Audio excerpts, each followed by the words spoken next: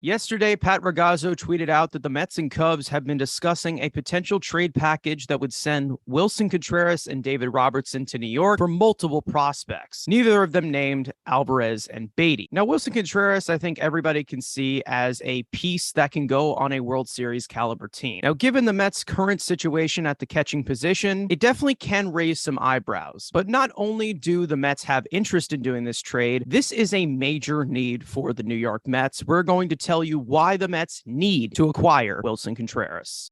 On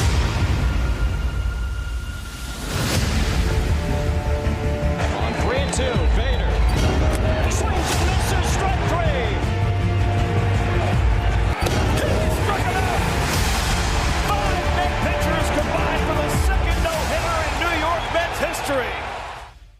So to look at what Willson Contreras is doing this year, he is slashing .258, .373, .470 with a .139 WRC plus, and he is on pace for a 5-win season in the catcher position. You look at it, you say in a heartbeat, you would take that production over what the hell they've had. Officially now the number one prospect overall in baseball, Francisco Alvarez, which yes, he's not going to be ready this year. He's closer to the big leagues than most, but I'd say, you're not going to see him until next year. James McCann, obviously being injured. Tomas Nido, we thought was injured. He's somehow survived. It maybe is a blessing because not having to see Patrick Mazeika start every day is a good thing. Catching has been a black hole since Travis d'Arnaud left. And Willson Contreras is a great option. Yes, there is long-term effects. Obviously, short-term, we'll break it down in this video. Now, looking at the short-term side of this, you're getting Willson Contreras, who has been probably one of the best catchers in all of baseball for multiple years now. Definitely has had a few injuries, but when he is on the field, you're definitely getting a lot of production out of him. You look at this short-term, just designing it around this year, Tomas Nido, Patrick Mazeika, James McCann, they've all pretty much combined between the skill set of Mike Nickius and Anthony Recker. So you bring in Willson Contreras, and it's definitely a good upgrade. You also have one strength that he also checks off the list, and that is the ability to hit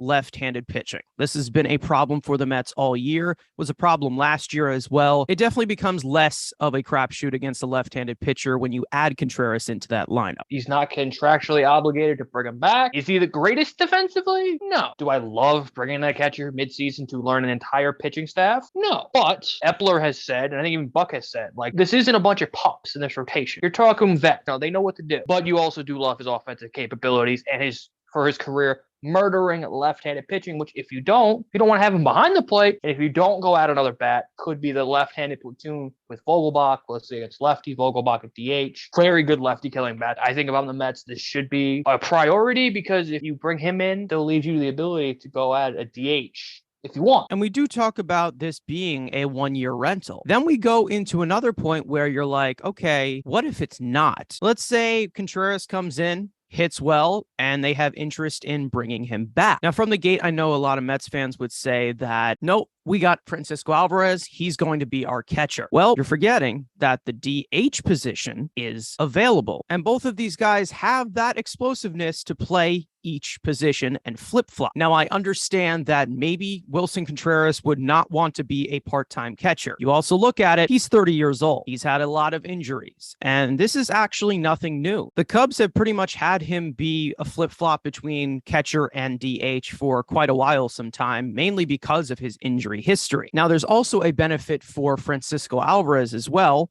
because he wouldn't be catching every single day, but he still will have time to develop a relationship with major league pitchers. And we also get the benefit of having both of these bats in the lineup every day. Both can kill left-handed pitching as well. Now, not only do you have both of these bats in the lineup every day, makes the lineup even more deeper, obviously, with Contreras and Alvarez, you also can make the bench a little bit more versatile and a lot more skill set coming off the bench. Now, this is obviously a hypothetical. We have not gotten Willson Contreras yet in a trade yet, and we don't know if he would actually re-sign with us, but we all know that it looks like a rental for now. But what would you say about that type of long-term plan of him kind of flip-flopping with catcher and DH, kind of like how the White Sox did it with Grendal and McCann? Is this something that would benefit and that would definitely be worth it for pretty much every single side in the matter of this situation. And that could be a really good mentor for Alvarez. Is Contreras is great defensive catcher? We've said no, he's not great defensively, but he's learned, he's been around the league and can continue to take Alvarez under his wing to, hey, let's show that league how to hit fat news, but hopefully maybe develop his defensive game. And it could be a great mentorship because, again, if you're telling me who would I rather have mentor Francisco Alvarez, James McCann, or Willson Contreras, I think it's easy to relate a lot better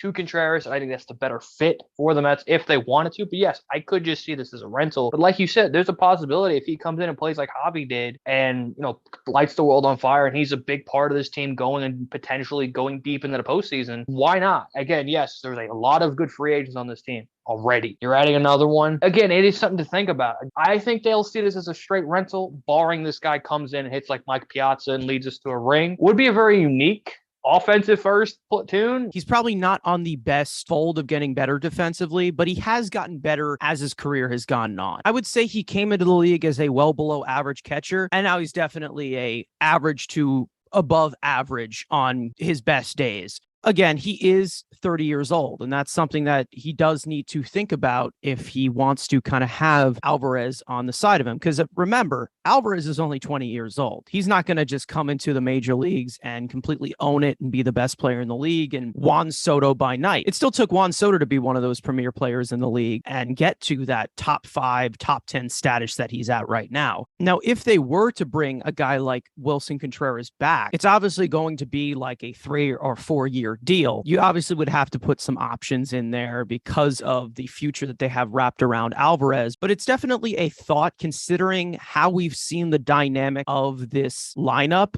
where it can be very, very cold at one point and then very, very hot. There's a lot of inconsistencies that go out through the starting 9. I really like this possible move because it makes the lineup deep. It goes toward developing a catcher who is very young right now. And I really think that it definitely establishes that veteran presence of another guy who also has a lot of postseason experience as well. Obviously, he's not wearing a Met uniform yet. We still have to suffer through Tomas Nido. And again, this is just a rumor. We could be completely lied to because that's what the media does. But again, if you bring him in, there's a lot of positives with very few negatives because, again, you really can't get worse offensively than what you have right now. So anything he does is an upgrade. Should happen, but will the Mets do it?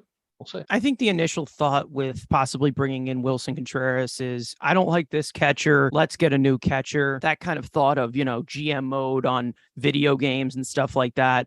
But when you're seeing the production that you're getting from this position and you have a bat to go along with it, it's definitely tempting and definitely a move that they really should consider if they're trying to win right now. Now, obviously, the cost is going to be a little bit peculiar. We have mentioned that Beatty and Alvarez have not been discussed in these trade discussions at all with the Mets and Cubs so far. What do you think that this would take? Do you think that you have a little bit of Alex Ramirez in there? Do you think Mark Vientos gets involved? Because again, there is a little precaution with the Javi Baez trade last year that we made with PCA. Obviously, this team is in a better position than they were when they traded for Baez last year. Alex Ramirez is completely off the table. The Mets are not trading another top outfield prospect to him, so he's off the table. Mark Vientos, he's on the table. Ronnie Mauricio is probably what the Cubs want. The Mets are trying to hold him off for a controllable piece. Obviously Vientos is kind of maybe the first piece going, but also the Mets maybe want to keep Vientos in a different trade. We don't know what the Mets are doing. Because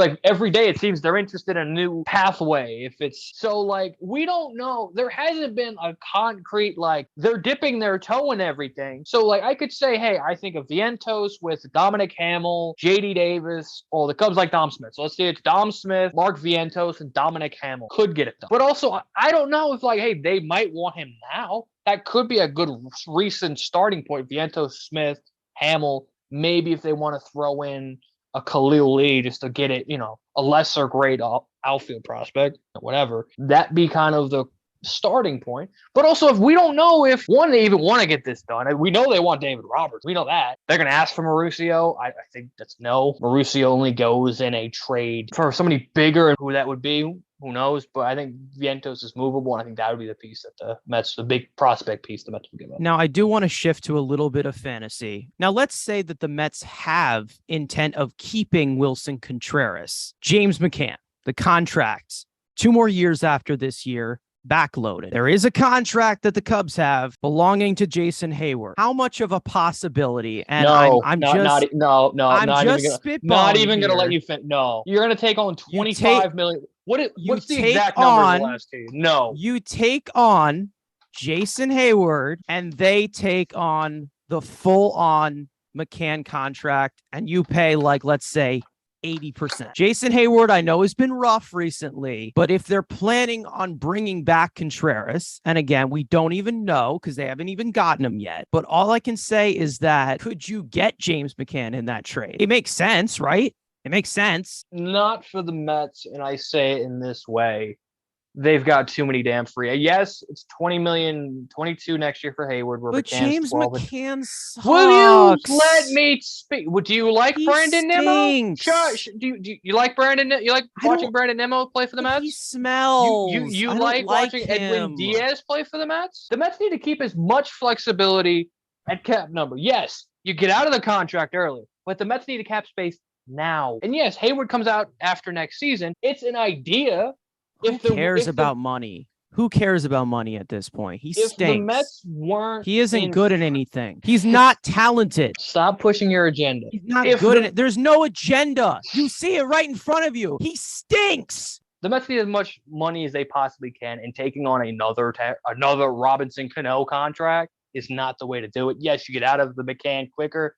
You get out of the money, which it's more for McCann by $2 million.